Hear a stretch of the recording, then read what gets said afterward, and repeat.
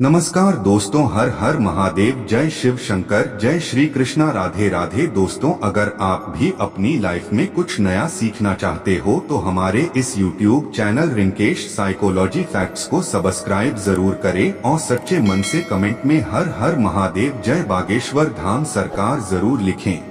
भाद्रपद अमावस्या पर साध्य योग और पूर्व फाल्गुनी नक्षत्र का निर्माण हो रहा है। इसके अलावा सोमवार को भादो अमावस्या पड़ने के कारण 12 वर्षों बाद कुशा का उपयोग किया जाएगा। इस साल भाद्रपद अमावस्या 14 सितंबर को पड़ रहा है। इसे कुशग्रहणी और पीठोरी अमावस्या के नाम से भी जाना जाता है। इस दिन देवी दुर्गा की जाती है।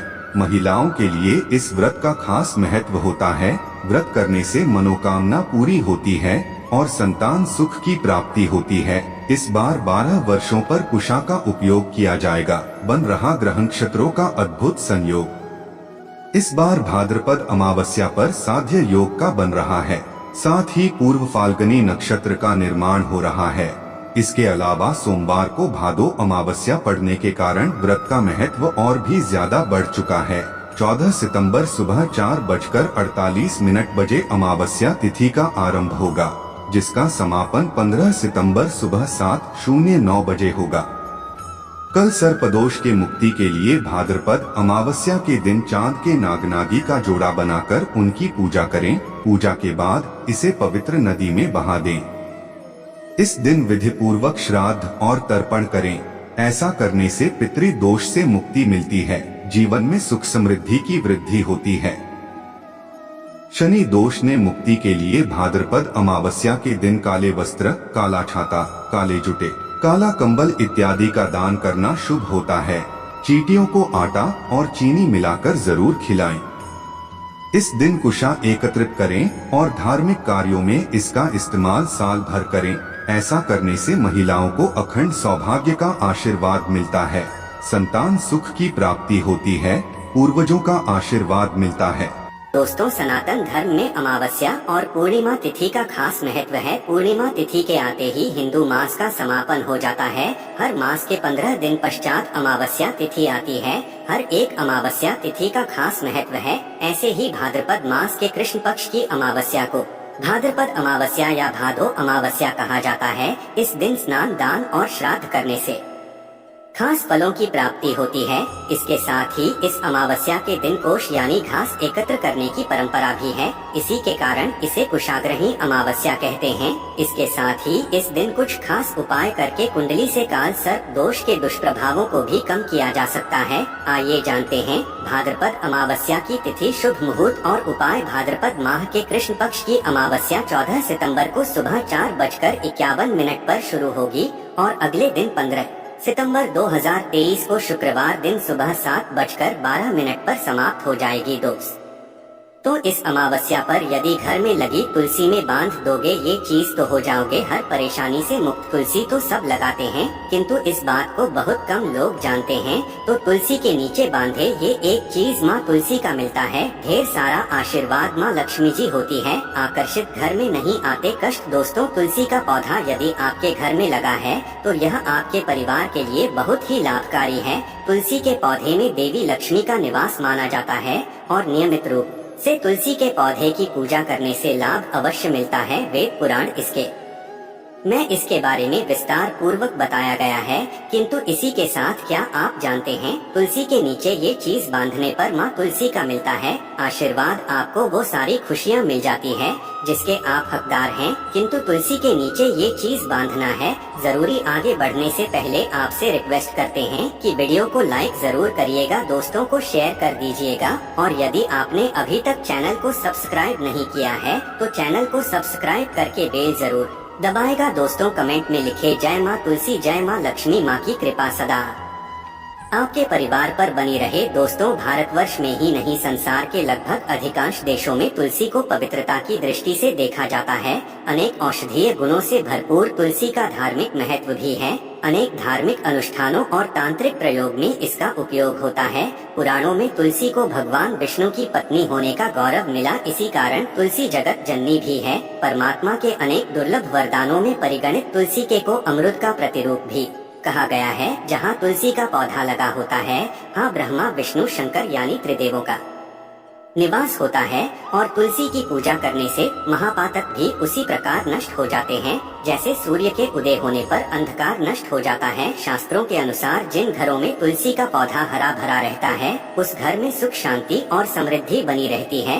भगवान की पूजा और प्रसाद में तुलसी का पत्ता होना सबसे जरूरी माना जाता है, क्योंकि इसके बिना पूजा अपूर्ण मानी जाती है। इन्हीं कारणों से सभी हिंदू परिवारों में तुलसी का पौधा लगा होना जरूरी हो जाता है। यदि आपके घर में भी तुलसी है तो सुख शांति और समृद्धि के लिए तुलसी माँ को चुनरी अवश्य चढ़ानी चाहिए। अक्सर लोग जाने अनजाने में कई गलतियां कर देते हैं। वे तुलसी का पौधा तो लगा लेते हैं किंतु तुलसी माँ को चुनरी नहीं उड़ाते, जिसके कारण उन्हें फलों की प्राप्ति नहीं हो पाती। सदैव याद माता तुलसी को चुनरी अवश्य चढ़ानी चाहिए। तुलसी पर चुनरी जरूर बांधनी चाहिए। तुलसी न केवल एक पौधा है बल्कि यह हमारे माँ के समान है। कई घरों में तुलसी को चुनरी उड़ाकर रखा जाता है किंतु इसका ध्यान कुछ लोग ही रखते हैं। आमतौर पर लोग तुलसी को लाल रंग की चुनरी उड़ाते हैं किंतु लाल मंगल का रंग है और तुलसी का कारक बुध और मंगल मित्र नहीं है। बुध के अनुकूल ग्रह शुक्र और शनि है, इसलिए तुलसी जी को सफेद चमकीली या नीली चुनरी चढ़ाना अत्यंत शुभ होता है।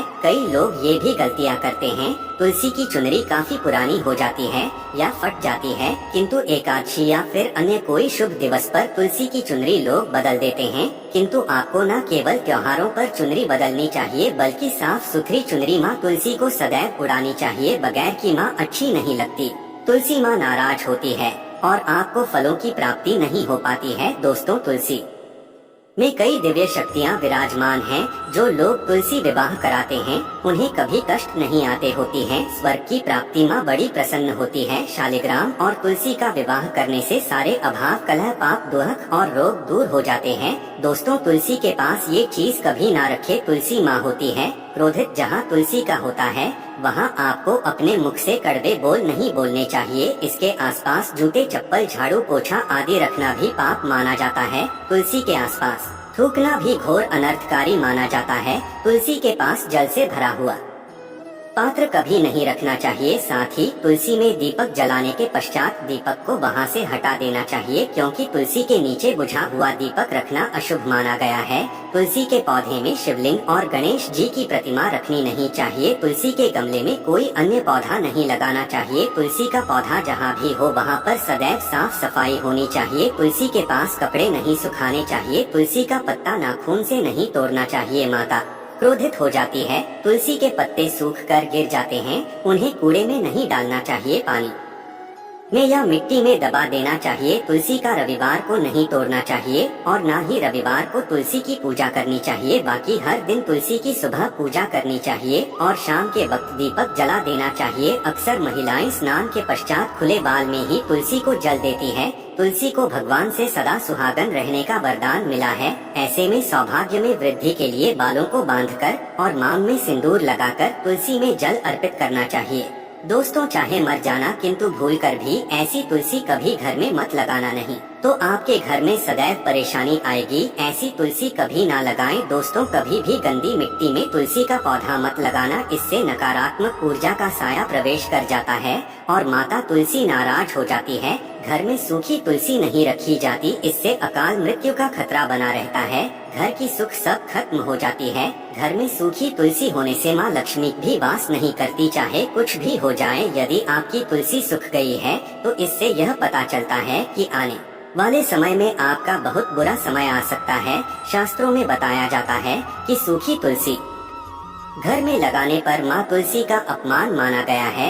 ऐसे घर से हमेशा सदैव के लिए तुलसी माता क्रोधित रहती है। दोस्तों, मासिक धर्म में किसी भी पौधे में पानी नहीं डालना चाहिए, खासकर तुलसी में तो भूल कर भी नहीं। ऐसा कर से तुलसी का पौधा सूख सकता है और घर की सुख शांति सब भंग हो सकती है। तुलसी के पौधे में नियमित साफ सफाई करनी चाहिए। तुलसी के पौधे में केमिकल नहीं डालना चाहिए। तुलसी में सदैव खाद्य पदार्थ या कंपोस्ट ही डालना चाहिए। दोस्तों, तुलसी के पौधे में जल देते समय पैरों में चप्पल नहीं होनी चाहिए और वो जल आपके पैरों में गिरना नहीं चाहिए, इससे धन हानि का खतरा बना रहता है। व्यक्ति को पाप तुलसी माता के नियमित दर्शन करने से व्यक्ति को स्वर्ग की प्राप्ति होती है। सकारात्मकता का संचार पूरे घर परिवार पर बना रहता है। दोस्तों, तुलसी के पत्ते को नाखून से नहीं तोड़ना चाहिए। तुलसी के पत्ते नाखून से तोड़ने पर व्यक्ति को बीमारी लगती है, घर में बीमारियां प्रवेश करती हैं। दोस्तों, तुलसी का पौधा सदैव घर के बीचों बीच लगाना चाहिए, इसे बहुत ही शुभ और मंगलकारी माना गया है।